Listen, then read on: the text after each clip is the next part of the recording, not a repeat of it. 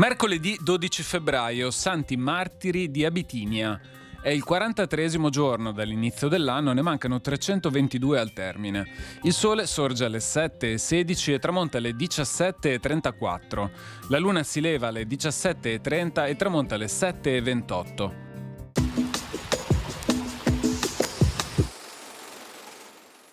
Per la prima volta compare una legge attributiva di poteri agli inquisitori di Stato, il nuovo organismo creato dal Consiglio dei 10 con compiti esecutivi ed istruttori.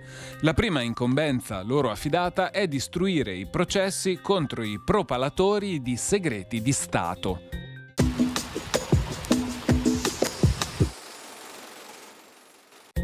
Le previsioni per domani. Iniziali residue locali in nebbie in pianura in graduale dissolvimento lasceranno spazio a cielo in prevalenza molto nuvoloso o coperto, salvo qualche parziale e temporanea schiarita in mattinata. Precipitazioni. Durante il giorno saranno possibili deboli precipitazioni a carattere locale e intermittente, eventuali nevicate oltre i 1300-1400 metri. Dalla sera probabilità di precipitazioni deboli in aumento a partire da ovest, con fenomeni anche diffusi e limite della neve in calo fino a circa 1100-1300 metri. Temperature senza variazioni di rilievo, venti in pianura deboli da nord-est, in quota deboli dai quadranti occidentali, mare calmo.